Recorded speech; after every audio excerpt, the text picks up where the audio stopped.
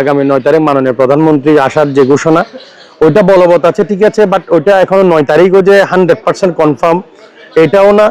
তবে 9 তারিখটা আপনি ধরতে পারেন যে এটি 90% কনফার্ম, যেহেতু প্রাইম মিনিস্টারের প্রোগ্রাম, এটা কখনো এভাবে 100% সিকিউরিটি থাকে না। আর তাছাড়া আমাদের মাননীয় প্রতিমন্ত্রী জনতা ব্যারিস্টার মীর হেলাল ভাই গত 3-4 দিন আগে, গত 29 তারিখ মেবি অথবা 30 তারিখ উনি এসেছেন, ডাক বাংলা পরিদর্শন করেছেন। যেহেতু মাননীয় প্রধানমন্ত্রী ফটিকছড়ি থেকে অন দা ওয়ে আপনার ডাক বাংলায় আসবেন, ডাক বাংলায় দুপুরে লাঞ্চ করবেন।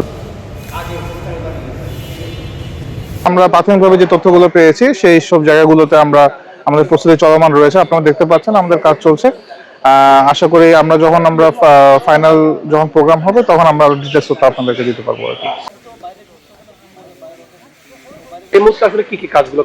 আমাদের এখানে যে প্রয়োজনীয় সংস্কার কাজগুলো চলছে আপনারা দেখতে পাচ্ছেন, পরিষ্কার পরিচ্ছন্নতা সহ যাবতীয় সংস্কার কাজ সেগুলো আমরা চালাচ্ছি এখন। কিছুদিন আমাদের প্রতিমন্ত্রী মহোদয় এসেছিলেন, দেখেছেন, উনি নিজে এটা ভিজিট করে কিছু নির্দেশনা দিয়েছেন, আমরা সেগুলো বাস্তবায়ন করছি।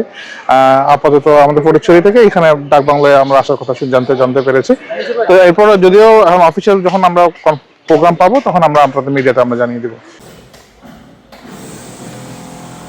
এমপি মহোদয়ের পাশাপাশি আমাদের যারা জেলা পরিষদের যারা কর্মকর্তা আছেন, আমাদের যারা আমাদের উপজেলা প্রশাসন ইউনো মহোদয় যিনি আছেন, উনিও নিরলস পরিশ্রম করতেছেন এখানে বিভিন্ন ধরনের সংস্কারের কারণে। তাছাড়া আজকে আমাদের মাননীয় জেলা পরিষদের চেয়ারম্যান শামীম সাহেব এসেছেন, উনি দেখে গিয়েছেন, বিভিন্ন নির্দেশনা দিয়ে গিয়েছেন। আশা করি আগামী 5-6 তারিখের ভিতর এই ডাক বাংলা আমাদের প্রাইম মিনিস্টার আসবেন। হাটহাজারীবাসীও প্রস্তুত, দলীয়গতভাবে আমাদের বিএনপি যুবদল ছাত্রদল যারা আমাদের বিএনপি নেতৃবৃন্দ আছেন তারা সংগঠনের প্রস্তুতি সভা করছেন। বিভিন্ন ধরনের পেস্টন, বিভিন্ন ধরনের উৎসাহ উদ্দীপনার যে প্রাইম মিনিস্টার আসার যে এটা আমরা উদযাপনের জন্য হাটহাজারী জাতীয়তাবাদী পরিবার প্রস্তুত। তাছাড়া আমরা প্রশাসনিকভাবেও আমরা প্রস্তুতি গ্রহণ আলহামদুলিল্লাহ।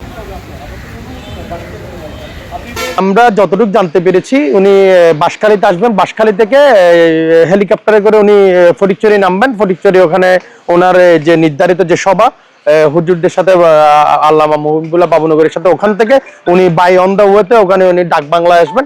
ডাক বাংলা উনি অবস্থান করবেন, লাঞ্চ করার একটা ব্যবস্থাপনা করার চিন্তা করছেন প্রশাসন। এর পরবর্তীতে উনি আমাদের শ্রদ্ধেয় হুজুর মরহুম আল্লামা শফি সাহেব এবং বাবুনগরী সাহেবের কবর জিয়ারত করবেন।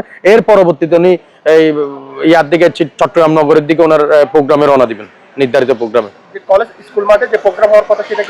স্কুলের মাঠে যে প্রোগ্রামটা আমি যতটুকু জানি, যেহেতু আনঅফিসিয়ালি যতটুকু জানি, হাটহাজারীতে 30টি পরিবারকে মাননীয় প্রতিমন্ত্রী ব্যারিস্টার মীর হেলাল ভাইয়ের পক্ষ থেকে প্রধানমন্ত্রী আসছেন, প্রধানমন্ত্রী তাদেরকে তাদের ঘর নির্মাণ করে দিবেন। ঘরের যে অনুদান অথবা ঘরের যে বিষয়টা উনি প্রাইম মিনিস্টার উনি নিজের হাতে ওইসব পরিবারকে হস্তান্তর করবেন মাননীয় প্রতিমন্ত্রী ব্যারিস্টার মীর হেলাল ভাইয়ের পক্ষ থেকে।